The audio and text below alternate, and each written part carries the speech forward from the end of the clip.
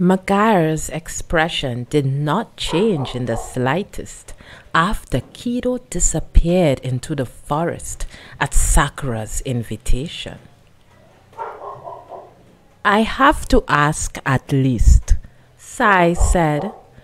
"If you're interested in surrendering, we won't attack."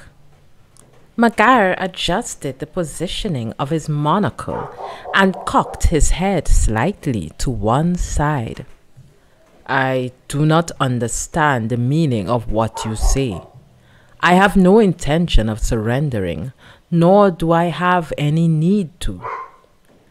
I will defeat you both and go join forces with Master Kido.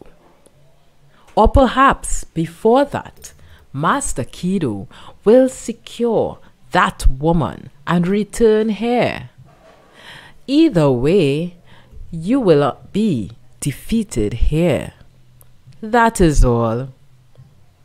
He moved both hands behind his back. When they appeared again, each held several kunai. "What's with the kunai?" Ino's face was doubtful. Sai had never seen any like them either. The part of the blade that was normally iron was instead a glass container that tapered at the tip. Inside, some kind of colored liquid splashed about. He didn't have to test it to know it was probably poison. Magare launched the kunai. Sai and Ino split, leaping off to the left and right. The glass kunai all missed them, but Magare quickly reached around behind him and pulled out several more. He likely had any number of these hidden weapons tucked away on his body. Sai and Ino kept moving to keep from being easy targets, but Magare also kept moving, tossing the kunai from a variety of angles. Sometimes he deliberately aimed above their heads, trying to use the travel time to get a hit. Ino fell into a somersault and wove signs as she got back to her feet. "I'm going to try going in," she signaled Sai with her eyes. She was going to attempt mind transmission. While Ino was ready in her jutsu, Sai moved around to draw Magare's eyes away, but the jutsu failed. Apparently repelled by Magare, Ino scowled and quickly released her signs. Sai spread out his scroll and let his brush race across it. Art of cartoon beast mimicry, Fujin, Raijin. Two massive images, nearly 20 meters tall, stood up. The long shadows they cast plunged the area into darkness. "You're already bringing them out?" Ino cried, running over to Sai's side. "This ain't no time to be stingy," Sai said. "We have to finish this quickly and get to Sakura." Fujin raised its arm and brought an enormous fist down toward Magare. Magare leapt backwards to dodge the blow, heading straight for him. But Raijin was there at the ready, and its foot came down on Magare's head. The earth rumbled, the clouds of dust rose up. There's no way he could have dodged that, Sai thought. The dust settled soon enough, and Raijin slowly lifted its foot. Or rather, Raijin wasn't lifting its foot. It was being pushed up from below. "What the?" Ino's voice slipped out. Holding Raijin's foot up by one hand was Magare. He had apparently taken the tailed beast's drug. He was cloaked in a light purple chakra. With a flick of Magaya's wrist, Raijin lost its balance and toppled over. Sai and Ino flew backward, just barely managing to avoid being crushed in clouds of dirt and debris as the ground rumbled heavily beneath them. Magaya jumped up into the chest of the fallen Raijin. There, for the first time, they got a good look at him. At some point, he had lost the monocle, and he had also tossed away the white robe. His hair stood on end. His intellectual appearance was now something fiendish. And the tails, he had 6 of them, all thick, all a meter or longer. Magaya raised those 6 tails and thrust them into Raijin's chest. A second later, Raijin's body exploded and turned into a spray of black ink. For me as well, Magaya said, dropping back down to the ground. This is not the time to withhold anything. That is all. He sent several of the sharply tapered tails snaking out. His target was Ino. She jumped in response, but the tails changed trajectory midway to chase after her. Just as one looked about to reach her, Fujin stepped in and acted as his shield. The tail pierced Fujin's foot, and the giant turned to ink, almost bouncing back from the tail.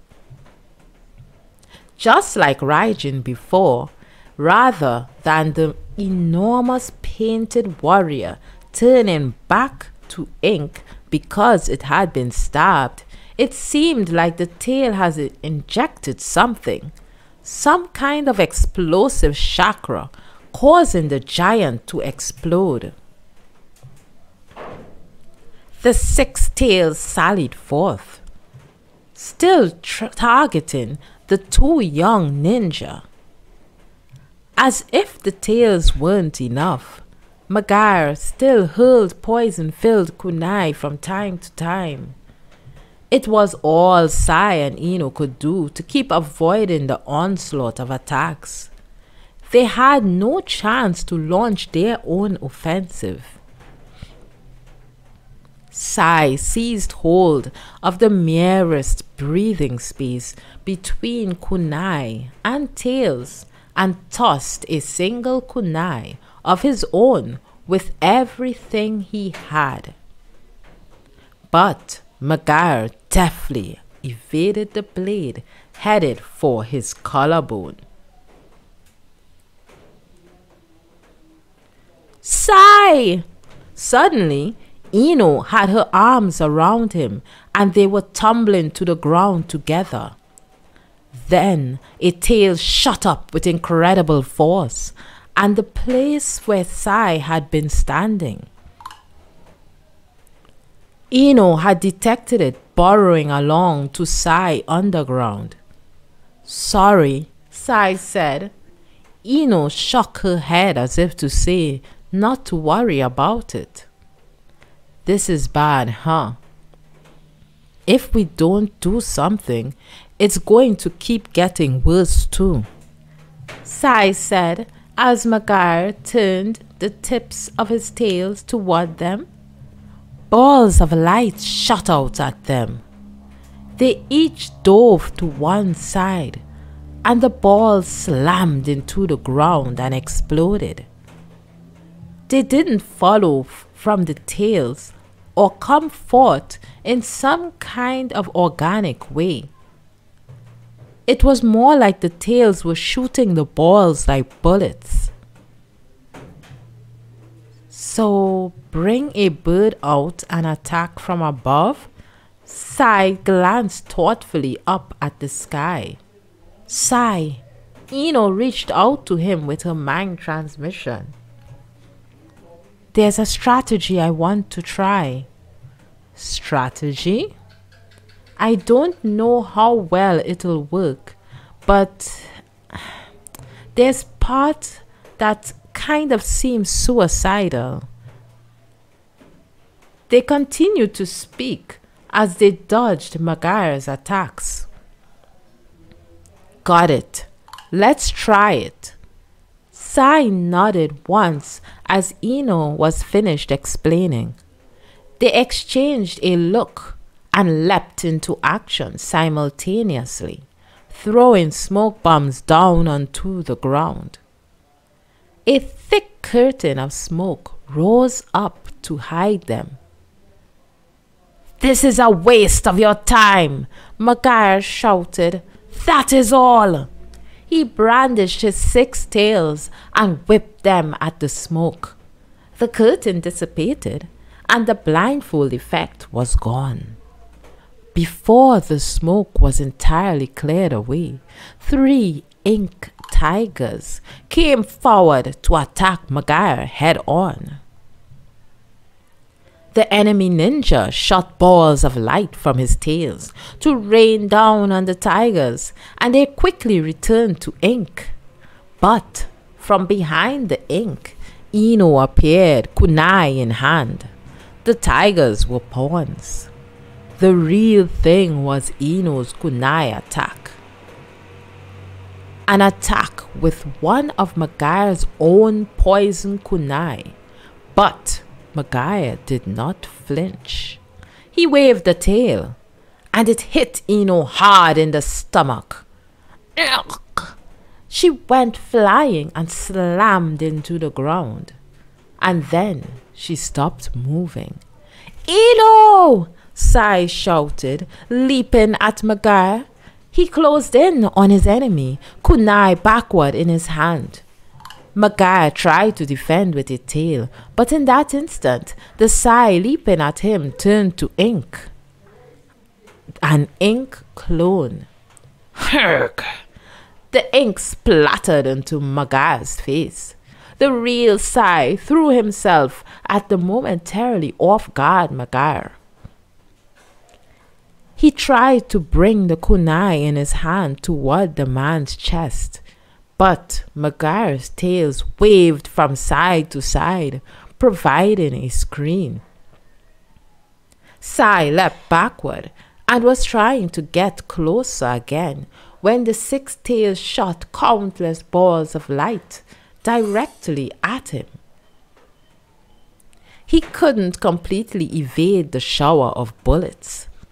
He took several in one side, and a painful warmth bloomed and spread from the site of the injury. Sai dropped to his knees. Although I praised the courage required to launch waves of attacks mentally prepared for death, Magaya announced, expressionless.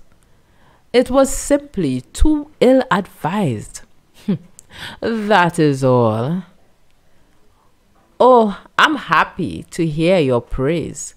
The words were no sooner out of his mouth than Sai was kicking at the ground and charging toward his enemy.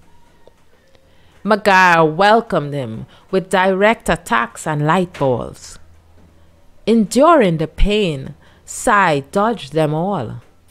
You truly are persistent, that is all. Magaya split his 6 tails into groups of 3. The tips of these transformed into something like hands and grabbed on to Sai from both sides. His reaction time slowed because of the wound in his side. Sai was held fast by the 6 tails. He twisted and writhed, but he couldn't move an inch. That really is all, Magaya said and one tail let go of Sai, the tip sliding up to rest in front of Sai's eyes. In that tip sat a tiny glow, a warning of the tail about to shoot a ball of light. At that moment, Sai saw a single falcon fly in between Magar. The falcon had a kunai in its talons, one of Magar's poison kunai. Magar noticed the bird's approach and looked back over his shoulder. Immediately, before the falcon crashed into Magar's back, it changed course. It shifted back up to the sky, almost scraping along the man, and the kunai was gone, plunged into Magar's back. Release! Ino returned from the falcon to her own body. She quickly leapt up from where she had fallen face down and raced over to Sai. You! For the first time, Magar showed signs of being shaken. We made it look like waves of attacks mentally prepared for death, but it was a trick play which used a wild bird. That is all, Sai said, smiling faintly. They had been right to go along with Ino's idea of pretending to lose consciousness and entering the falcon. You dodged the kunai Sai threw, instead of repelling it with your chakra cloak, Ino said, which means that the cloak will let a kunai through. So I figured we could try catching you off guard and hitting you with one of those poison kunai. Magar laughed. It's quite fine to be filled with your own self-importance. But you're forgetting something crucial. Those who use poison carry the antidote to that poison, lest they themselves die from it. If I take that antidote now, gosh, I sure hope that antidote works. Ino smiled boldly. Magar looked confused. The kunai in the back of yours. While it's true we borrowed the kunai itself from you, we replaced the poison inside with my own anesthetic. What? Magar finally said. When they made the smoke curtain, Sai had readied the tigers and his clone, while Ino worked on switching out the contents of the kunai. Her anesthetic now began to take effect, and Magar's body started shaking. Foolish! This kind of foolish method! As he shook, the chakra cloak covering his body also began to stabilize. It swelled up and then deflated before swelling up again. Sai decided to settle things. He got out his scroll and brush and began to draw two large figures once more. Fujin, Raijin. The enormous images that appeared looked down at Magar. In their shadow, a look of fear came over Magar's face. The six tails, only recently raging so ferociously, was slumped and stretched out on the ground. Raijin shook a foot. The anesthetic had already stolen Magar's ability to move, so he couldn't get out of the way.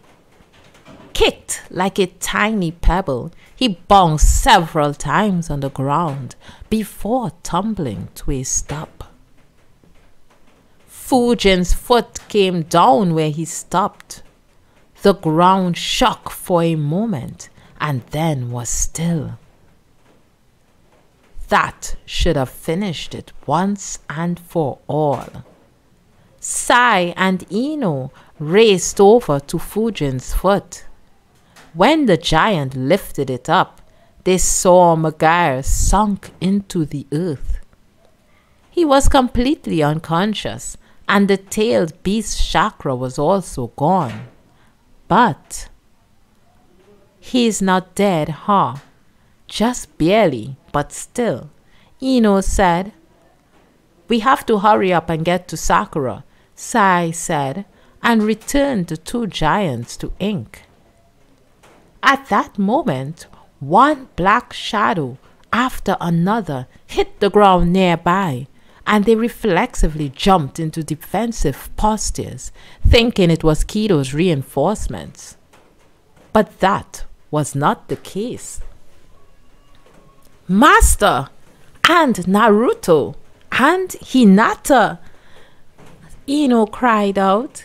It was Kakashi, Naruto, and Hinata, all in uniform. Hinata and me were going to visit Neji's grave when we saw Master Kakashi not in his Hokage's uniform, right? Naruto said.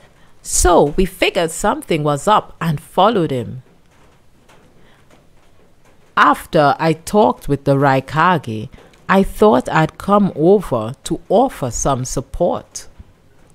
These two spotted me on my way here, and you know, I wondered whether a dangerous mission was such a good idea given that they're going to be married soon.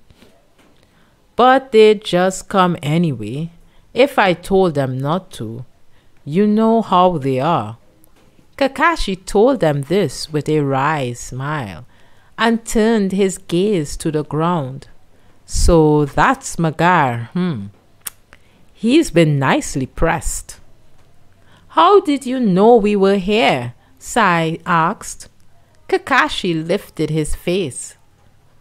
I knew there were some serious chakras slamming up against each other, so I had a general idea of where you were. The rest was Hinata's Byakugan. Where's Sakura? Hinata asked, looking uneasy. She's fighting Kido right now, Ino replied. Kakashi turned his eyes toward the forest. Over there? Let's go.